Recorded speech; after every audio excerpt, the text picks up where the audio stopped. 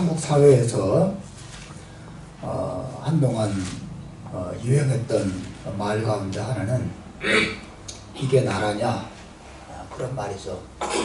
들어보셨죠? 이게 나라냐. 사회 곳곳에 부정부패와 힘을 가진 사람들의 갑질, 그리고 의뢰에 해당되는 사람들의 분노와 눈물, 이런 것들이 사실 이게 나라냐라고 하는 말 안에 다 담겨져 있는 거죠. 이게 나라냐, 이게 회사냐, 뭐 그런 이야기죠. 사실 우리가 계속 고린도전서를 보고 있는데 사도 바울이 고린도 교회 성도들을 보면서 비슷한 말을 한다고 하는 생각이 들어요. 바울이 여기서 이야기하는 것은 이게 교회냐라고 하는 것입니다. 이게 성도 맞냐? 라고 말한다는 것입니다.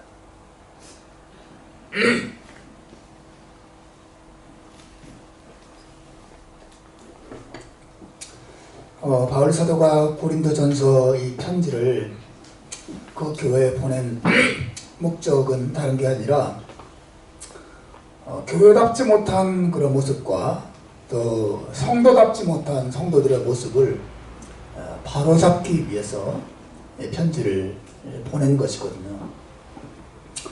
우리는 지난주에 죄송합니다. 이렇게 목이 계속 잠기는지 모르겠어요. 아침에 이렇게 찬양인들을 쭉 하고 나면 목이 계속 잠깁니다. 가라앉으면 안 되는데.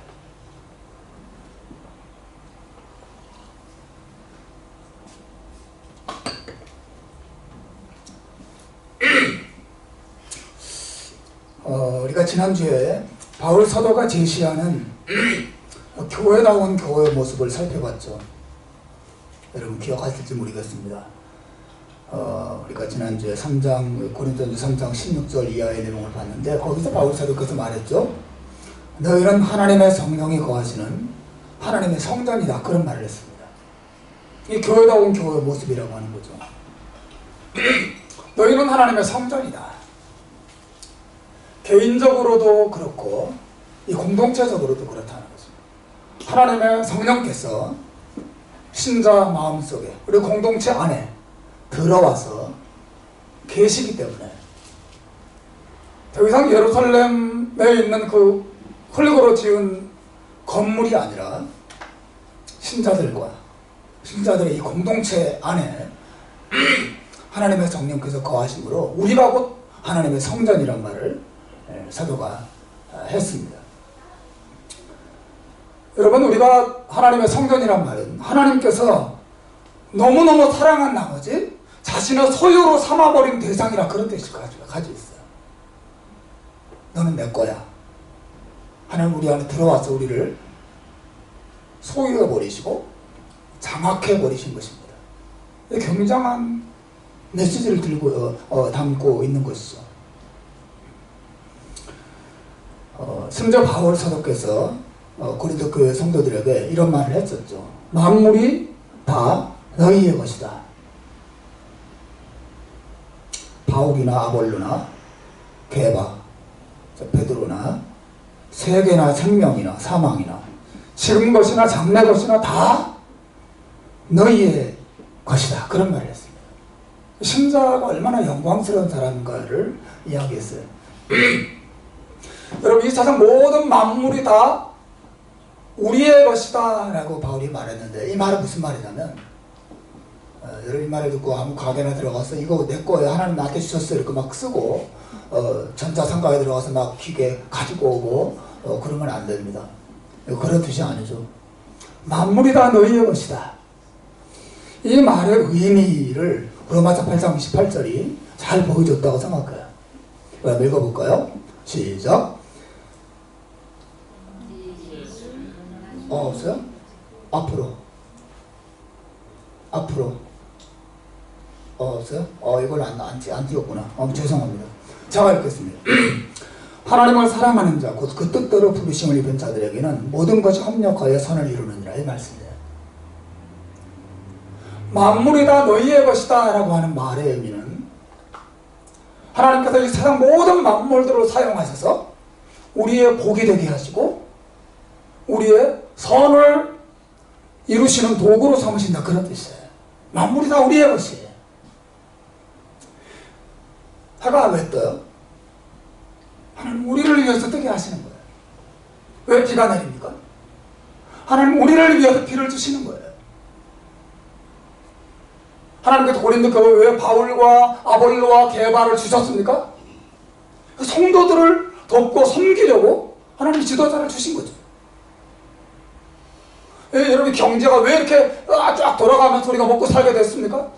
하나님이 우리를 위해서 일하시는 부분이죠. 하나님께서 우리에 대한 사랑과 관심 없이 향하시는 것 아무것도 없어요. 이게 바울의 관점입니다. 만물이 다 너희의 것이다. 심지어 지금 것이나 장래 것이나 다 너희의 것이다. 지금 일어나는 모든 일들도 우리를 위한 것이고 앞으로 일어날 모든 일들도 우리를 위해서 일어나는 거예요. 그게 바울의 가르침이에요.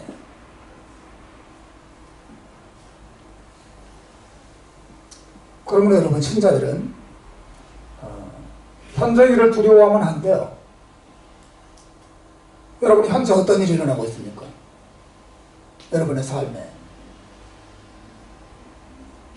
좋은 일도 있고 나쁜 일도 있겠죠. 여러분의 마음을 평안하게 하는 일도 있을 거고 걱정과 근심을 불러일으키는 일도 있을 거예요. 두려워하면 안 돼.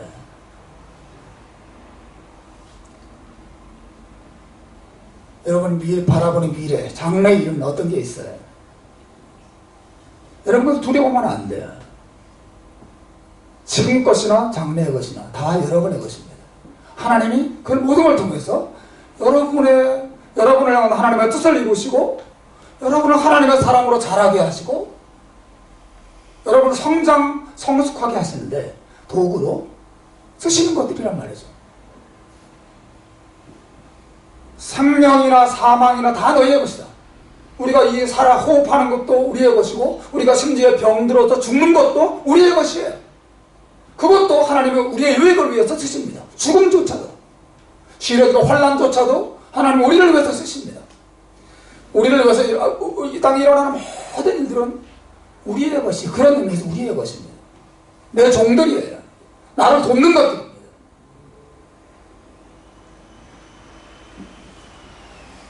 하나님께 나를 사랑하시기 때문에 도구를 쓰시는 것들이란 말이죠. 그러므로 여러분 신자의 특징이 뭐예요? 신자의 특징은 자유입니다. 자유. 당당한 예. 현재 일어나는 일 때문에 절망하지도 않고 미래에 일어날 일을 바라보면서 두려움에 빠지지도 않습니다. 하나님이 계십니까? 하나님 모든 걸 다스리고 계십니까? 그분이 나를 붙잡고 계십니까? 이런 믿음을 가질 때 신자는 굉장한 자유와 평안함을 누릴 수 있습니다. 두려워하지 않아요. 이게 신자고 이게 교회라고 하는 것입니다. 그런데 바울의 마음을 안타깝게 하는 것은 신자들이 신자답지 못하게 산다는 거죠. 만물의 종으로 살아요.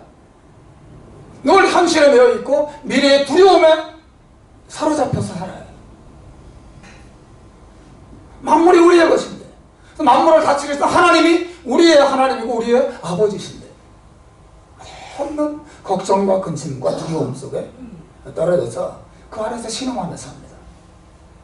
만물을 우상으로 섬기며 사는 것이죠. 지난주에 이 내용을 여러분과 함께 쭉 나눴어요. 만물이 너희의 것이다 하는 이 바울의 말, 너희는 하나님의 성전이고 만물이 너희의 것이다 이 바울의 말을 얼마나 신자와 교회를 영광스럽게 하는 가르침인지 몰라요.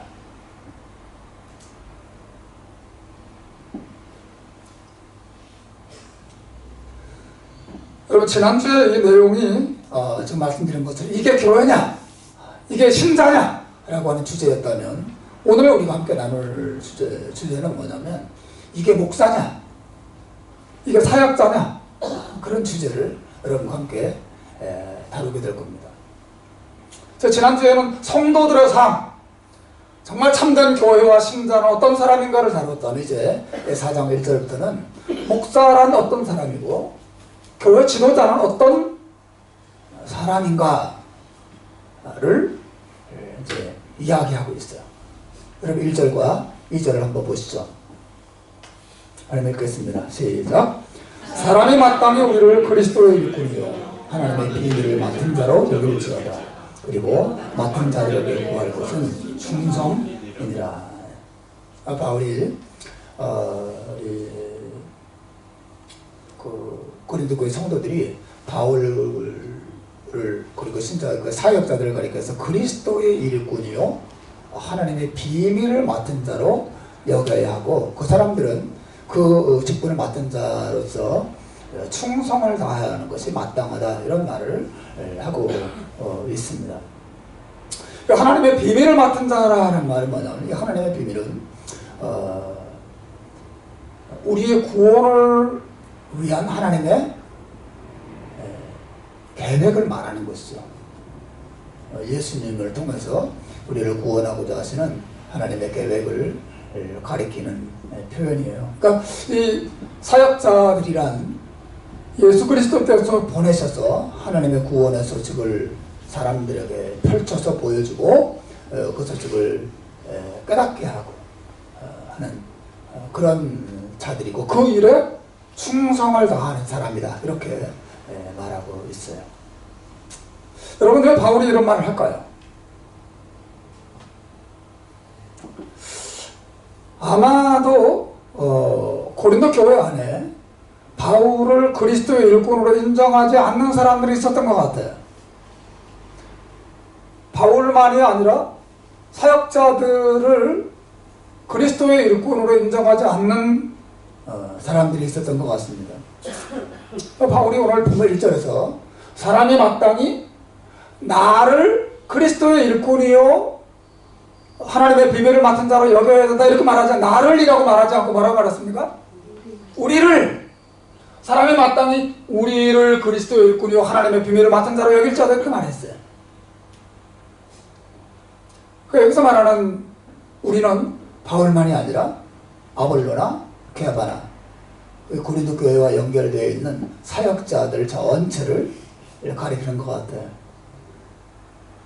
여러분, 우리가 계속 고린도전서를 보지 않았습니까? 고린도 교회 안에 성도들이 사역자들을 중심으로 갈갈이 찢겨져 있었어요. 서로 싸웠습니다. 나는 바울파, 나는 아볼로파, 나는 베드로파, 서로 나뉘어져 있었어요. 그래서 어떤 사람들은 바울을 그리스도의 일꾼으로 인정하지만 베드로를 인정하지 않고, 어떤 사람은 베드로는 인정하지만 아볼로는 인정하지 않고, 어떤 사람은 두 사람을 인정하지 다른 사람은 또 인정하지 않는 이런 일들이 있었단 말이죠. 그 바울이 말합니다. No! 우리 모두는 나뉘지 않아. 우리는 다 그리스도의 일꾼이야. 그런 말을 하고 싶어 하는 것이죠.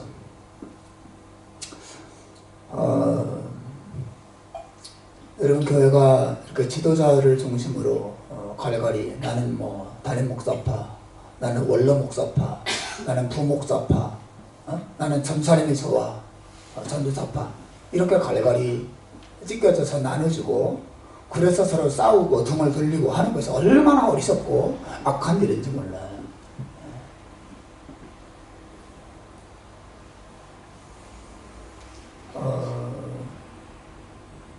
유대인들은 같은 유대인이었던 베드로를 따르고, 헬라 사람들은 헬라 출신인 아볼로를 따르고, 로마 사람들은 로마 시민권을 가진 바울을 따르고,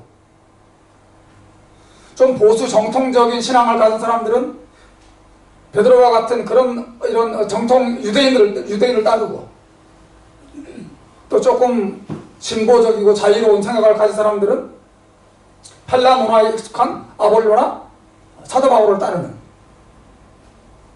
사람들이 지역을 중심으로, 혈통을 중심으로, 문화를 중심으로 지도자를 따로따로 판단했어요. 바울이 말합니다. No! 우리 모두는 그리스도의 일꾼이고 하나님의 이 비밀을 맡은 하나님께 보냄받은 이 일에 함께 협력하고 함께 동역하는 사람들이다. 그렇게 말하고 있습니다.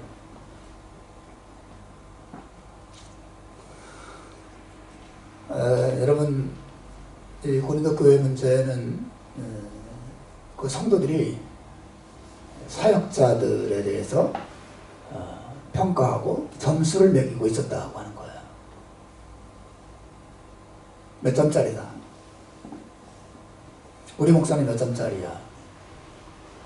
저분은 몇 점짜리야. 내가 사랑하고 인정하고 따라갈 만한 사람이야. 내가 신뢰하고 그럴 만한 지도자야 아니야. 라고 평가하고 판단하고 있었어요.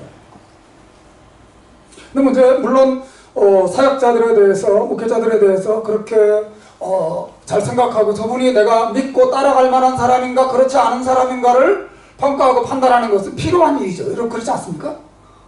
목사면 다 따라야 돼요? 예? 그래야 되는 것입니까? 저는 그렇게 생각하지 않습니다. 도리어 성경에도 그 사람이 거짓 선지자인지 아닌지 잘 판단하고 분별을 하라고 가르치고 있어요. 근데 오늘 본문에 근데 문제는 뭐냐면 이 성도들이 올바른 판단 기준을 가지고 그렇게 하는 게 아니라 지금 말씀드린 것처럼 아주 잘못된 판단 기준을 가지고 사역자들을 판단했다는 거예요. 그리스도의 일꾼이냐 아니냐, 충성스러운 종이냐 아니냐, 이것을 혈연을 중심으로, 지역을 중심으로, 자기가 잘해주느냐 잘해주지 않느냐 중심, 이런 거 중심으로 지도자를 나눠서 평가했어요. 그래서 어떤 사람은 그리스도 일꾼으로 인정하고 어떤 사람은 인정하지 않고, 어떤 사람은 충성스러운 종으로 인정하고 어떤 사람은 충성스러운 종으로 인정하지 않는 그런 일들이 교회 안에서 일어났다는 거죠. 바울은 지금 모든 걸 통합하고자 합니다. 그렇지 않다. 나와 베드로와 아볼로는 다르지 않아. 우리는 다 같이 그리스도의 일꾼이고 하나님의 비밀을 맡아서 너희를 섬기려고 하나님께 보냄받은 사람들이야. 그러니까 우리를 중심으로 나누면 안 돼. 말을 지금 고린도 교인들에게 말하고 싶은 것이죠. 네, 여러분 오늘 제가 설교하고자 하는 핵심은 이제 여기에 있습니다. 여러분 물론 잘못된 판단 기준을 가지고 이 사역자가 이 목사님이 몇 점짜리인지 평가하고 판단하는 것은 잘못된 것이지만 우리가 하나님 앞에서 자신의 신앙을 돌아보면서 내가 하나님 앞에 몇 점짜리일까, 그런 평가와 판단을 하는 것은 중요하지 않습니까? 가끔 우리 집 아이들이 학교에서 시험 보고 돌아오면 아빠 나 몇 점 맞았어요 이렇게 말할 때가 있어요. 물론 점수가 낮을 때는 말하지 않지만 좀 잘 맞으면 아빠 나 몇 점 맞았어요 이렇게 자기를 자랑할 때가 있습니다. 여러분 하나님께서 여러분을 저도 마찬가지지만 우리 한 사람 한 사람을 평가하고 채점하신다면 여러분 몇 점이나 맞으실 것 같습니까? 여러분 몇 점짜리 목사, 몇 점짜리 장로, 권사, 집사, 청년 학생이 되겠어요? 여러분 몇 점이나 들으시겠습니까?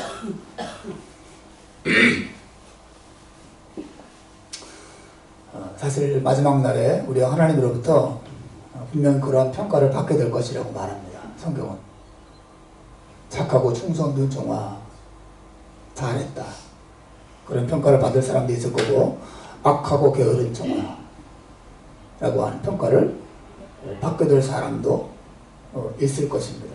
그러므로 내가 하나님께 어떤 몇 점이나 받을까 이런 평가를 생각하고 자기를 돌아보는 것은 굉장히 중요하지 않은가 싶어요. 오늘 제가 설교하려고 하는 것은 이겁니다. 여러분 참된 그리스도의 일꾼, 하나님께서 인정하시는 참된 그리스도의 일꾼과 정말 충성스러운 일꾼은 어떤 사람인가, 어떤 사람이 좋은 점수를 하나님께 받을 수 있을 것인가 하는 것이에요.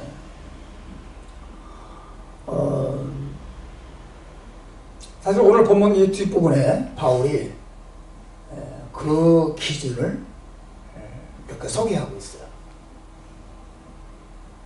첫째,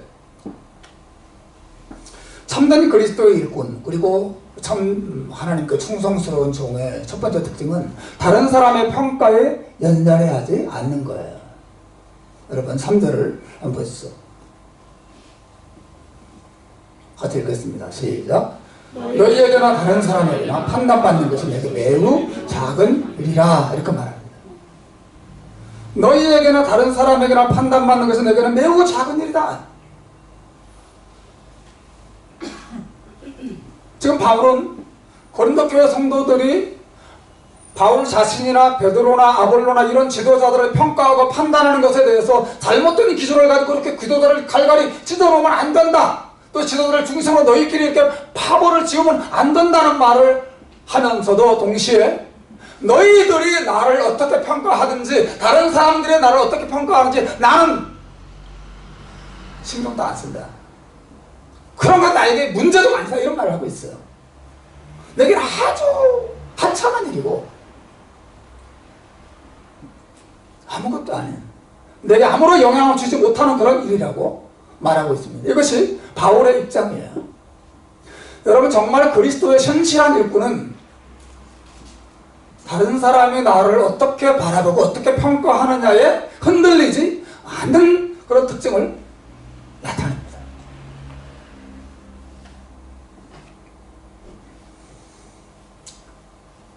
여러분, 저는 설교자인데 정직히 고백하면 사람들의 평가가 나에게 영향을 줄 때가 많이 있어요. 제가 한편에 설교를 하고 사람들이 그 설교에 대해서 막 환호하고 막 감동받고 힘을 얻고, 역시 우리 목사님, 그러면서 막 이렇게 박수 쳐주고, 그러면 나도 모르게 우쭐해지고, 그럼 그렇지, 내 실력이 어디 가겠어? 이런 생각을 하게 될 때가 있어요. 반대로 열심히 준비해서 이렇게 설교했는데도 완전히 성도들이 그냥 무덤덤함을 넘어서서 자꾸 시계나 보고 졸고 아예 관심을 보이지 않고, 나중에 끝나고 나서 막 불평하고 설교가 왜 이러니 저러니 그런 소문이 막 들리고, 그러면 나도 모르게 낙심이 되고, 내가 정말 설교 계속 해야 되나 말아야 되나, 내가 뭐하러 이 강단에 서서 이 죽을 고생을 하나, 이런 생각을 나도 모르게 하게 돼요. 그러니까 사람들의 평가가, 사람들의 반응이 굉장히 나에게 영향을 주는 것이죠. 그래서 스스로 그런 걸 이겨내려고 정말 내가 거기에 휘둘리지 않으려고 애를 쓰는데도 참 쉽지가 않습니다. 여러분도 그럴 때 있지 않습니까? 사람들로부터 여러분의 사랑과 인정을 받을 때와 그렇지 못할 때 사람들의 반응이 여러분의 삶에, 사람들의 평가가 여러분 삶에 굉장히 많은 영향을 주고 있지는 않는지 모르겠어요. 특히 사람들의 평가와 판단에 예민한 사람들이 있습니다. 다른 사람보다 훨씬 더 예민하게, 민감하게 반응하는 사람들이 있어요. 누가 자기에 대해서 좋지 않은 말을 한다고 느낄 때 곧바로 반응합니다. 내 욕을 하다니, 내 흉을 보다니 금방 반응합니다. 분노하고 속상해하고 낙심하고 미워하고 그런 마음을 금방 가져요. 그리고 남이 나를 어떻게 평가할까, 나를 어떻게 판단할까, 굉장한 두려움을 가지고 늘 거기에 흔들리는 그런 사람들이 있습니다. 그런 사람들은 사실은 사람의 노예가 된 사람들이에요. 사람이 붙여주는 명예와 칭찬을 먹고 사는 사람들이죠. 그게 없으면 늘 불안합니다.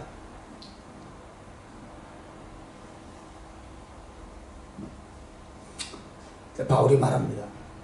너희에게나 다른 사람에게나 판단받는 것이 내게는 매우 작은 일이다. 무슨 말이냐면 그리스도의 사람들,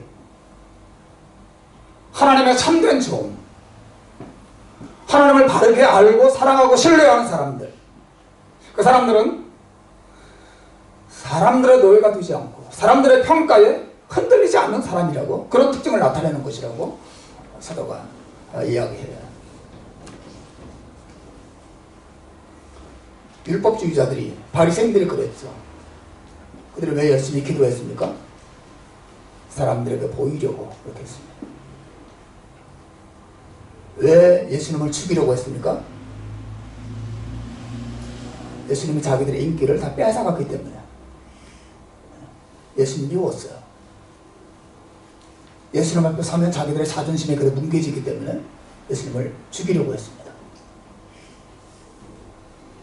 그들의 신앙을 가졌지만 하나님 이렇게 입으로 말했지만 사실은 마음으로는 사람이 주는 영광, 사람이 주는 인기에, 사람이 주는 평가에 굉장히 예민하게 반응하면서 그것을 자기들의 행복으로 삼고 살아갔다고 하는 것이죠. 그리스도의 종의 하나님의 사람들의 태도가 아니라고 바울이 이야기합니다. 두 번째, 참된 그리스도의 사람들의 특징이 뭐냐면 자기에 대한 다른 사람의 평가에 휘둘리지 않을 뿐 아니라 스스로 자기 자신에 대한 평가를 의지하지도 않는 사람이에요. 바울이 계속 말하지 않습니까? 나도 나를 판단하지 아니하노니.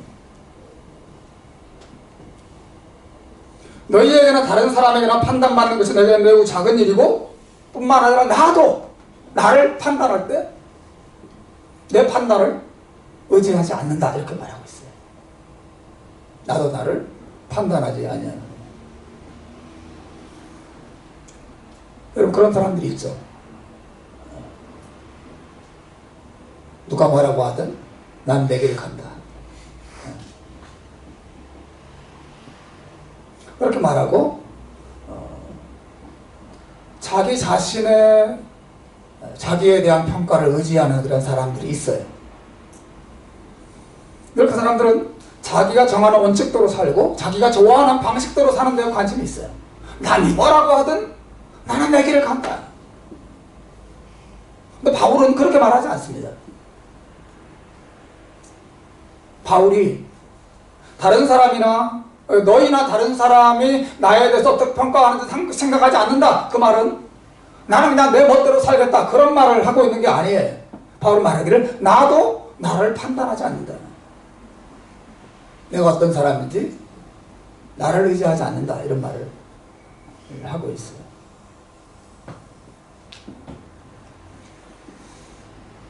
여러분, 세상 사람들이 다른 사람들의 평가에는 흔들리진 않지만 자기가 자기에게 내리는 평가는 의지하는 그런 사람이 있어요. 그리고 그 신자는 그렇지 않습니다. 남의 평가든 자기가 자기에 대해서 내리는 평가든 그것을 의지하지 않아요. 내가 볼 때 남이 뭐라고 하든 내가 볼 때 나는 괜찮은 것 같아. 그거는 자기를 의지하는 것입니다. 자기에 대한 자기 평가를 가지는 거예요. 신자가 아니에요. 신자의 삶은 그렇지 않습니다.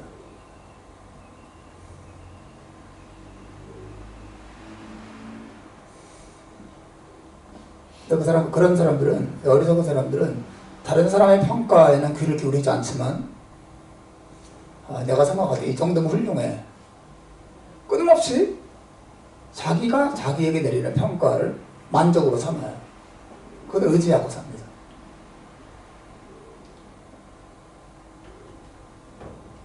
그러나 여러분, 그리스도의 사람은 남의 평가에도 흔들리지 않지만 자신의 평가를 의지하지도 않는 사람이다, 그 바울이 이야기하고 있습니다. 그럼 뭡니까? 세 번째, 바울이 말합니다. 바울이 정말 의지하는 것은 자신을 판단하고 심판하실 분이 오직 주님뿐이심을 항상 기억하는 사람들이에요. 4절을 보십시오. 바울이 뭐라고 말합니까? 다들 같이 읽읍시다. 시작. 내가 자책할 아무것도 깨닫지 못하나 이로 말미암아 의롭다함을 얻지 못하노라. 다만 나를 심판하실 이는 주시니라. 무슨 말입니까? 바울은 중요한 것은 자신에 대한 다른 사람의 눈과 평가도 아니고 내가 나를 바라보는 눈과 내 자신의 평가도 아니냐고 하는 것. 오직 중요한 것은 나에 대한 주님의 눈과 나에 대한 주님의 평가가 중요하다는 이야기를 바울이 하고 있어요. 이게 주님의 종의 특징이에요. 남이 뭐라고 하든, 심지어 내가 나를 볼 때 바울이 말하는 것처럼 자책할 아무것도 깨닫지 못할 만큼 나는 완벽하게 살았고 성실하게 살았고 흠이 없어 살았고 칭찬받을 만하게 살았지만 남의 평가도 의지하지 않고 나도 나에 대해서 내리는 평가를 의지하지도 않는다는 거예요. 오직 주님의 나를 어떻게 볼 것이냐, 나에 대한 주님의 평가는 무엇인가, 여기에 관심을 가지는 것이 그리스도의 사람들이고 하나님의 사람들의 삶의 특징이라고 말하고 있어요. 주님은 어떤 분이 있어요? 바울이 이야기하는 주님의, 우리를 정말 참되게 평가하고 판단하시는 주님은 어떤 분이십니까? 뭐라고 말했습니까? 내가 자책할 아무것도 깨닫지 못하나 이로 말미암아 의롭다함을 얻지 못하노라. 이것은 우리 주님은 내가 자책할 만한 아무것도 깨닫지 못할 만큼 깨끗하고 흠없이 살았다 해도 그분 앞에서 나는 의롭습니다 이렇게 말할 수 있는 분이 아니라는 거죠. 내 눈에 볼 때 나는 흠이 없는 것 같아. 남이 볼 때도 흠이 없고 내가 나를 볼 때 흠이 없어도 주님 앞에서는 나는 흠이 없는 사람입니다 라고 말할 수 있는 사람은 아무도 없다는 거죠. 항상 이 사실을 염두에 두고 살아가는 사람이 그리스도인이라는 거예요.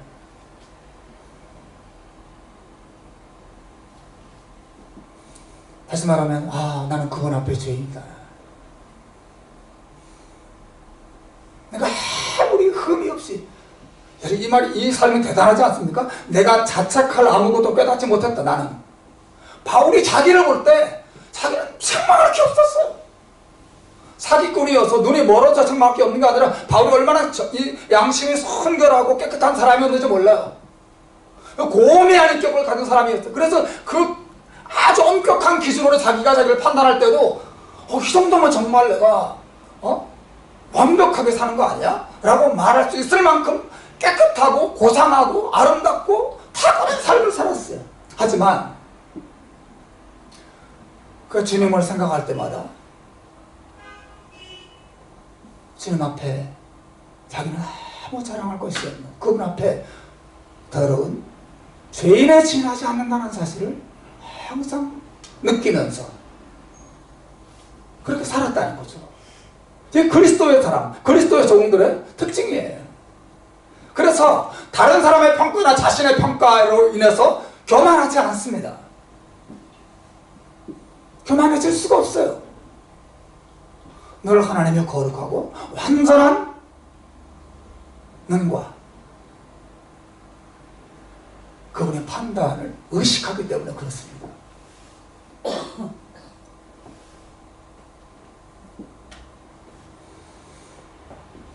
여러분, 다윗이 자기를 어떻게 평가하는지 아세요? 시편 51편 5절에서 다윗이 얼마나 거룩한 사람이었습니까? 이런 말을 합니다. 내가 죄악 중에 출생하였으며 어머니가 죄 중에서 나를 잉태하였나이다. 나는 태어나서 죄를 지었습니다가 아니라 나는 태어나기 전부터 죄 구덩이에서 태어났습니다. 우리 어머니의 그 타락한 본성을 저도 그대로 이어받고 태어났습니다. 자신의 부정함을 인식하고 있어요. 자기 자랑이 나올 수 있겠습니까? 이만하면 됐지. 사람들이 나를 왜 인정 안 해주는 거야? 사람이 인정해주면 그렇지. 교만하지도 않고 절망하지도 않습니다. 하나님의 눈앞에 내가 얼마나 부정하고 연약한 죄인인지를 의식하는 마음 같습니다.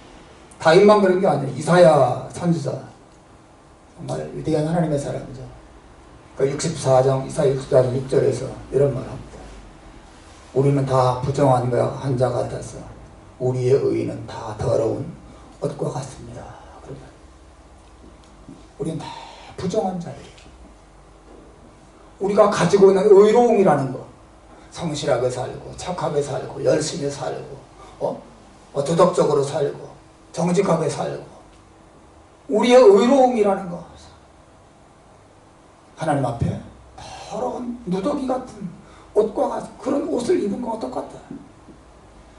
자랑할 것이 없는 그런 것이라고 이 선지자가 자기를 돌아보면서 이야기하고 있습니다.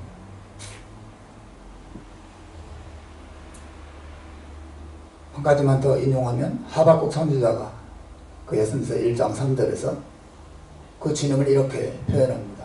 한번 읽어보겠습니다. 시작. 주께서는 눈을 정결하시고 악을 참아 보지 못하는 분이시다. 주님은 눈이 정결한 분이세요. 주님의 종은 이 주님이 얼마나 정결한 분인지를 늘 생각하고 자기가 그분 앞에서 얼마나 죄와 더러움으로 가득한 존재인지를 항상 의식하고 살아요. 왜? 이것이 우리를 십자가의 은혜를 의지하게 만들기 때문에 그렇습니다. 여러분, 십자가가 무엇을 의미합니까? 주님은 눈이 정결하셔서 악을 참아보지 못하시고 악을 심판하신 분이신데,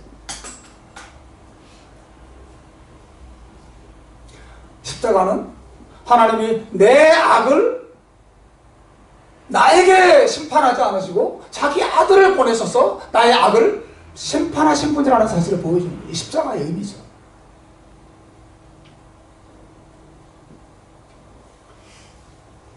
여러분, 우리는 우리 스스로의 힘과 노력으로 의롭다함을 얻을 수 없는 사람들이에요. 하지만 하나님께서 예수 그리스도를 통해서 그의 십자가의 영원한 용서를 통해서 우리를 의롭다고 여겨 주셨다고 하는 거죠. 그래서 신자의 믿음이에요. 그리스도의 사람들, 하나님의 비밀을 맡은 사람들, 하나님께 충성을 다하는 참된 신자들의 삶은 나는 하나님 앞에 정말 자랑할 것이 없는 자지만 오직 예수 그리스도의 은혜 안에서만 의로워질 수 있음을 항상 기억하고 그 은혜를 의지하는 자들이라고 말할 수 있어요. 이 신자예요. 이 은혜를 기억하고 사는 사람들, 이 은혜를 늘 감사하는 사람들. 내가 정말 훌륭하게 성실하고 열심히 살았는데도 남이 나를 인정해주지 않을 때도 어때요? 나는 낙심하지 않습니다. 늘 나는 죄인이라는 의식을 가지고 낙심하지 않습니다.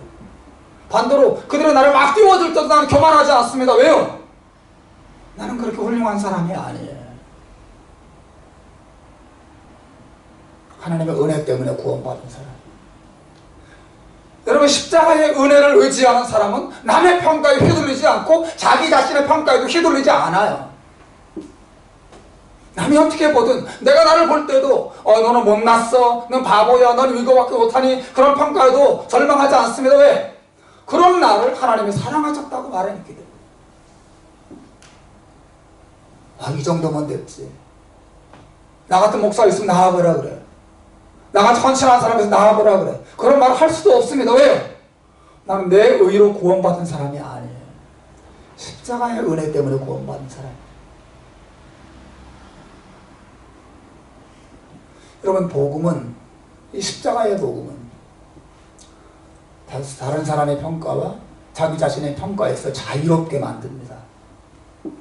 오직 하나님의 은혜만 의지하고 오직 하나님의 은혜만 기뻐하고 오직 하나님의 은혜만 자랑하게 만드는 거예요. 이게 십자가 복음의 능력이에요.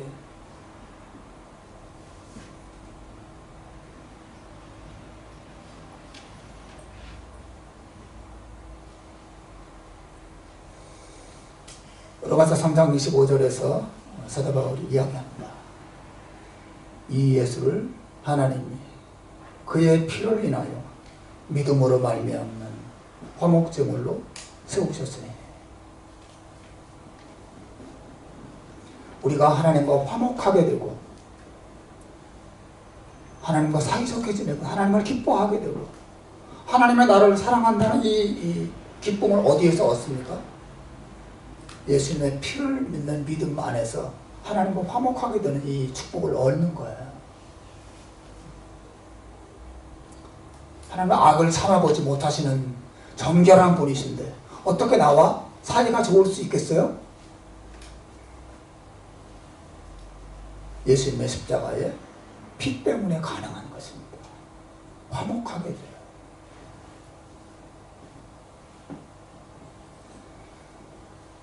히브리서 9장 12절 말씀을 같이 읽어보겠습니다. 시작.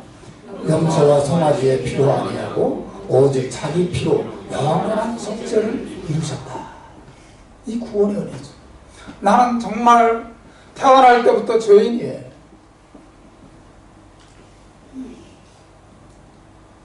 악을 참아보지 못하시는 하나님의 정결하신 눈앞에 나는 심판받아야 마땅해요. 하지만 하나님께서 짐승의 피가 아니라 예수님의 피를 통해서 영원한 속죄를 우리에게 주셨어요. 영원한 죄 사함을 주신 것입니다. 완전한 정결함을 주신 것입니다. 신자는 자기 잘난 맛에 자기 전략으로 구원받는 사람이 아니에요. 잊으면 안 됩니다.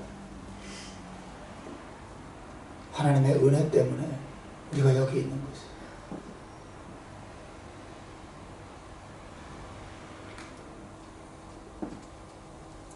그래서 여러분, 그리스도의 사람들은 다른 사람들의 평가에 흔들리거나 흥분하지도 않고 자기 자신의 평가에 만족하거나 또 절망하지도 않습니다.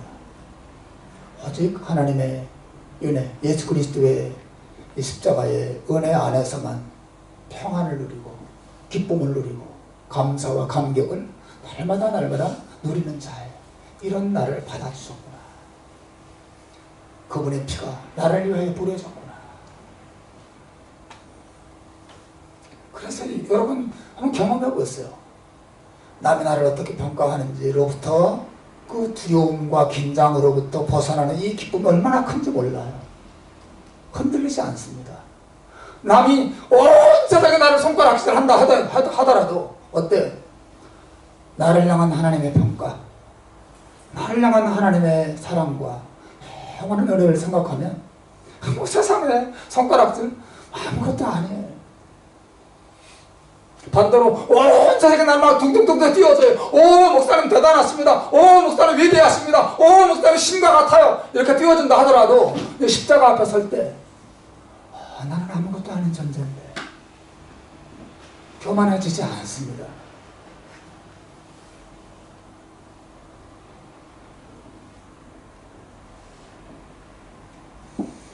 여러분, 이 은혜를 알고 의지하는 사람이 어떻게 삽니까? 마지막 5절 보십시오. 읽어보겠습니다. 시작. 그러므로 때가 이르기전 곧 주께서 오시기까지 아무것도 판단하지 말라. 그가 어두움에 감추인 것들을 드러내고 마음의 뜻을 나타내시리니 그때 각 사람에게 하나님으로부터 칭찬이 있으리라. 진짜는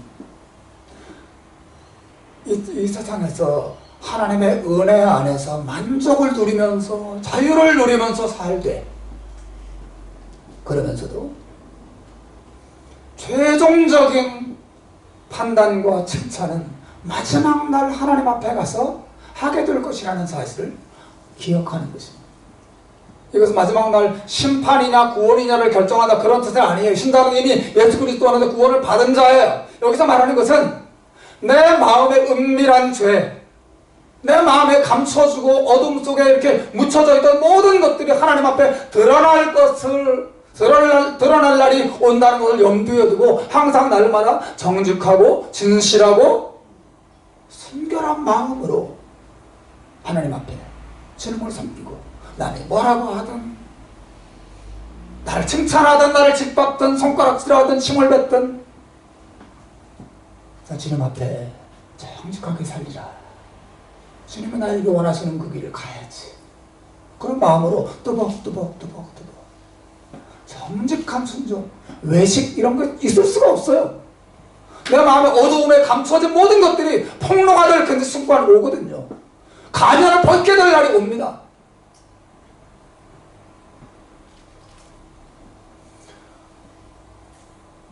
그날이 있다는 것을 염두에 두고 정말 정직하게 하나님의 말씀을 따라서 살고자 애쓰는 거죠. 이 사람이 그리스도의 일꾼이고 하나님의 비밀을 맡아서 충성스럽게 자기를 감당하는 사람의 특징이에요. 저 안에 사랑하는 여러분, 이런 삶은 1차적으로 저 같은 목회자에게 요구돼요. 저는 그렇게 살아야 합니다. 잘 안 되지만 기웃뚱거리고 자주 넘어지기도 하지만 다시 중심을 잡으려고 애를 쓰고 있어요. 그러나 여러분, 목사만 직분을 맡고 목사에게만 충성이 요구되는 게 아닙니다. 주님께서 여러분도 불러주셨고 여러분도 사랑하셨고 여러분에게 직분을 주셨고 여러분에게도 맡은 자에게 구할 것은 충성이니라. 충성이 요구되고 있어요. 주님은 나만 사랑하시고 은혜를 주셨나요? 아니에요. 여러분을 위해서 그분이 피 흘리셨습니다. 그분의 은혜로 우리 모두가 구원받았어요. 구원받은 사람으로서 우리도 그리스도의 종답게 하나님의 백성답게 믿음으로 참된 이 은혜의 길을 가는 저와 여러분이 되시기를 주님의 이름으로 축원합니다. 기도하겠습니다.